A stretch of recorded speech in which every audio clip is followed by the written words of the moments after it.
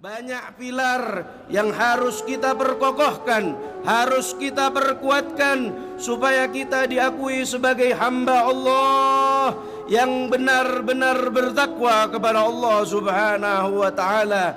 Di antaranya adalah sebagaimana kita tahu bahwasanya Habibuna Muhammad sallallahu alaihi wasallam adalah orang yang tidak pernah melakukan dosa, tidak terlintas di hatinya untuk melakukan dosa. Akan tetapi beliau berkata di dalam hadisnya, ya ayyuhan nas tubu ilallah fa inni atubu fil yaumi mi'ata marrah wa fi riwayah 70 marrah. Kata Habibuna Muhammad sallallahu alaihi wasallam yang notabene beliau tidak pernah memiliki dosa, bahkan tidak pernah terlintas melakukan dosa.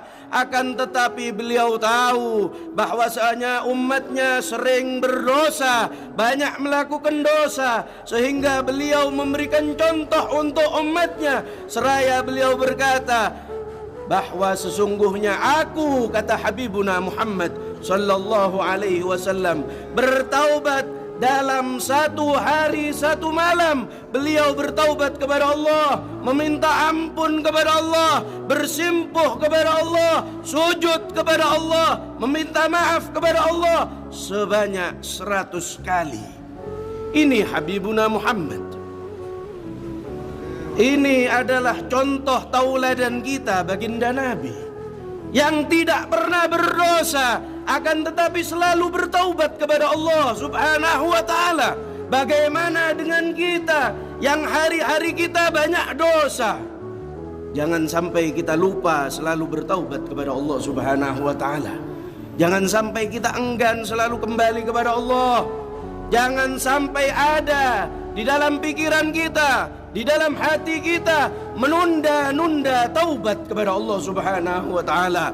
Karena kita tidak tahu kapan malaikat Israel akan datang. Bisa jadi nanti sore, bisa jadi nanti malam, bisa jadi ketika subuh, ketika kita dibangunkan oleh keluarga kita. Lebih cepat Israel yang datang daripada keluarga kita. Jangan menunda-nunda taubat kepada Allah Subhanahu wa taala.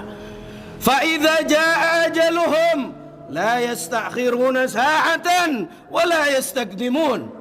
Di dalam Al-Quran telah disebutkan jika datang ajal seorang hamba, jika datang ajal seorang hamba, tidak akan pernah bisa dimundurkan walaupun 1 menit, dan tidak akan pernah dimajukan walaupun hanya 1 detik. Selalu tancapkan di hati kita meminta ampun kepada Allah.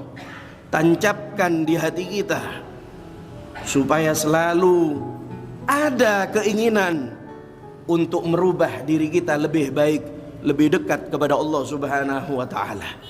Jangan sampai enggan bertaubat kepada Allah. Jangan sampai takut bertaubat kepada Allah. Tidak usah sampai ada di dalam hati kita, aku takut dosaku tidak diampuni. La, tidak pernah Allah tidak mengampuni dosa seorang hamba kecuali hamba tersebut tidak mau bertaubat kepada Allah. Selama hamba tersebut mau bertaubat, pasti Allah akan memberikan taubatnya kepada hamba-hambanya. Semangat harus ada, selalu bertaubat harus kita tancapkan di hati kita, sampai kita mau mengisi kehidupan kita untuk bertaubat kepada Allah, dan diisi kehidupan kita selalu taat kepada Allah Subhanahu wa taala.